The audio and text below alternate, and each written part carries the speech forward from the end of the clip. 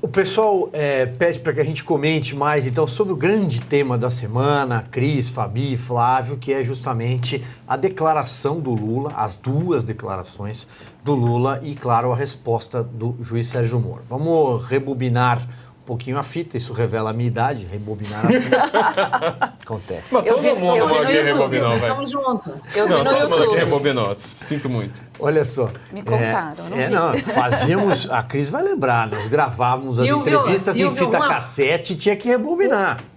Uma parte, nós somos da geração que sabe qual é a relação entre a caneta Bic e a fita cassete. Exatamente. Eu vou fazer o seguinte, no próximo programa eu vou trazer um gravador, uma fita cassete e uma caneta, você também, e a gente ensina como rebobinar uma fita para decupar, ouvir então, uma entrevista. Vou mostrar uma relíquia que eu achei no fundo de uma gaveta dias atrás, uma arrumação aqui em casa, que eu tô a fim de botar num leilão aí para ver se eu arrecado uns trocados, viu? Vale ouro quase. Vale mesmo. Bom, dito isso, então vamos lá. Rebobinando a fita, o Lula deu uma entrevista ao site Brasil 247, que segundo... É blog, mas é site? Não sei, blog, esse é blog. site. Esse é blog da lista da Odebrecht. É blog da lista da Odebrecht. Está na lista de propina estruturadas da Odebrecht. E esse site, né, 247, a soma da 13, aliás... foi durante os anos do PT um dos sites, blogs, que mais receberam dinheiro da SECOM. Dinheiro público, era mantido pelo governo do PT.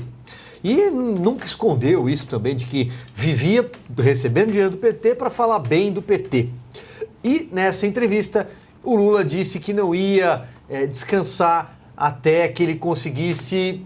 Cadê a produção? Cadê aquele pi? Né? O Sérgio Moro. O que acontece no dia seguinte? Surge a informação da desarticulação de um plano para sequestrar e matar Sérgio Moro, comandado por integrantes do PCC, entre outras autoridades, por exemplo, o promotor Lincoln Gaquia, de Presidente Prudente, e outras autoridades. No dia seguinte.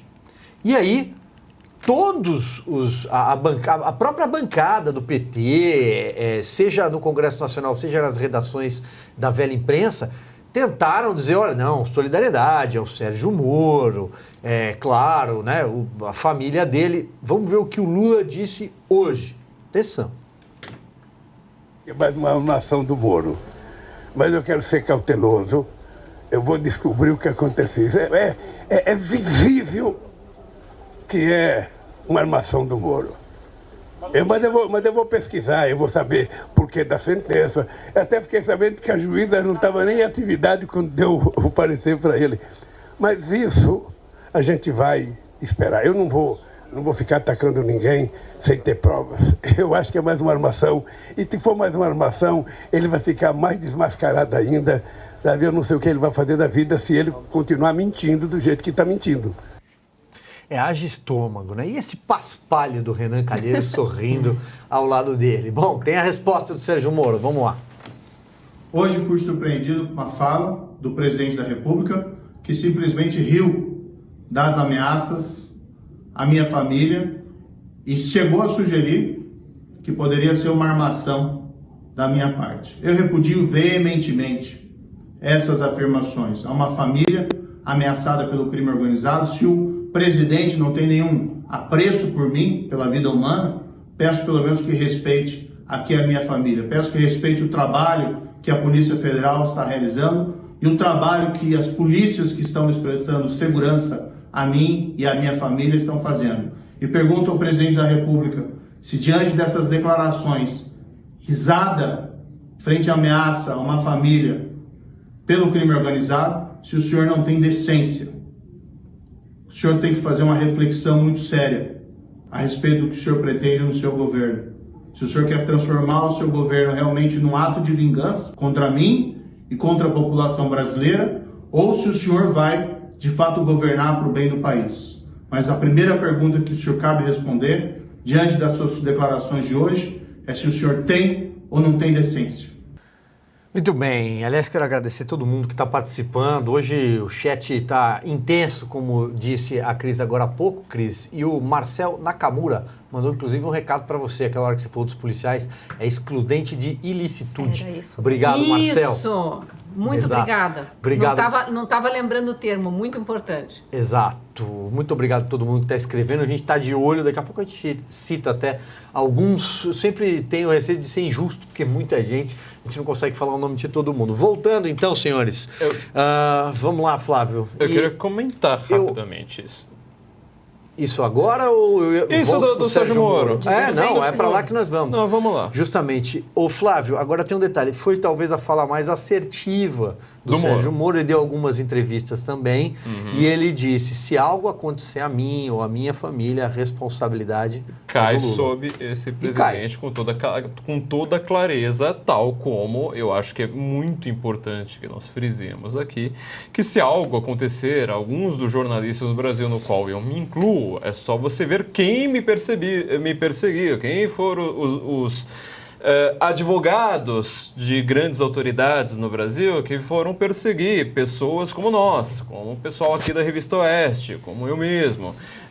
Só ver a CPI que tentou destruir a nossa vida, entendeu? Então eu sempre deixo isso muito bem claro. Fazer jornalismo no Brasil está sendo tão perigoso quanto virar uma rua errada no Rio de Janeiro, uma coisa que só algumas pessoas conseguem fazer, talvez pelos contatinhos que eles tenham no celular. Aí fica o grande chamariz aí para as autoridades que cuidam do policiamento, o que elas deveriam fazer para descobrir a verdade do que está acontecendo no Brasil. Agora, eu quero comentar essa entrevista porque ela tem um contexto aí que é meio estranho.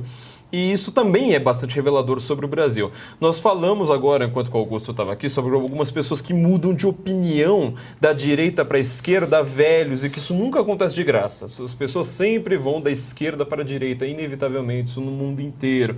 Quanto mais você vai adquirindo conhecimento sobre como funciona a realidade, mais menos besta quadrada, como menos disse besta quadrada. o Nelson Rodrigues. Mas você deixa de ter uma ideologia, fala assim, só a ideologia que funciona. Não, você começa a observar a realidade e fala assim, ela vence a ideologia. Agora, essa entrevista foi dada para o Brasil 247, que a gente comentou bastante desse negócio aqui hoje. O que é o Brasil 247? Ele foi fundado pelo Leonardo Atour. Eu li um livro do Leonardo Atour, acredite ou não. Ele tem um livro cujo nome, eu acho que pouca gente vai acreditar que o livro tem este nome, que é A CPI que Abalou o Brasil, os bastidores da imprensa e os segredos do PT. Este cara falava mal do PT. Ele, inclusive, lembra daquela Operação Satyagraha, né? Então, o Daniel Dantas, do grupo Opportunity, né? Ele estava sendo atacado por algumas pessoas de esquerda, como o Mino Carta, da Carta Capital, como o Paulo Henrique Amorim. Ele foi flagrado dando algumas, vamos dizer, dicas, assim, para o Daniel Dantas, assim, de como se livrar dessa turma. O Brasil 247, eu já ouvi de muita gente que estava conversando ali na época que ele estava sendo fundado, ele iria ser uma espécie de blog liberal, né? Nesse livro, ele começa o livro falando que ele declarava que ele estava pensando em votar no Serra, porque o PT era isso, aquilo outro. De repente, aconteceram algumas coisas em Santo André, que o Silvio sabe disso muito bem, a gente não consegue nem citar hoje em dia. Um jornal que estava investigando todo aquele assassinato de um certo prefeito, de um certo partido, nessa certa cidade que eu acabei de citar. Ele é comprado, e assim, o jornal que estava denunciando, de repente, ele passa o pano completo. Assim, do Grande ABC. O jornal do Grande ABC, de repente ele fala, nossa, mas o PT é melhor para... Não, olha, pelo amor de Deus, acabou, é nada para se ver aqui, tchau. E aí, esta pessoa, né, que tinha algumas ligações, ela acaba sendo vista também pela Operação Lava Jato.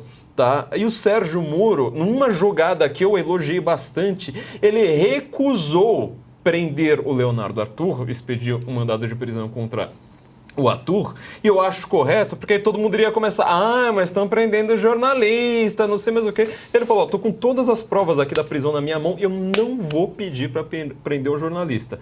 Veja o que está acontecendo, para onde o Lula, hoje, anos e anos depois, qual é o único lugar para onde ele tem coragem de dar entrevista. Veja se ele dá uma entrevista para qualquer pessoa que tem uma mínima pontual discordância. Mas você vê também que essas pessoas que hoje são completamente de esquerda, PT, não sei mais o quê, às vezes eles tiveram um passado meio curioso, que você fala, mas como que essas pessoas chegaram a virar petistas? E aí você entende que não existe petista grátis e que essas pessoas escondem é uma coisa que abalaria completamente a República. Minha nossa. Eu vou aproveitar aqui e vou dizer que você está achando que jornalista é perigoso. Eu acumulo 2 funções bem perigosas no Brasil. Fazer jornalismo e ser advogada e ainda defender a advocacia no Brasil. Então, realmente, né, não é para covardes e a gente continua na luta.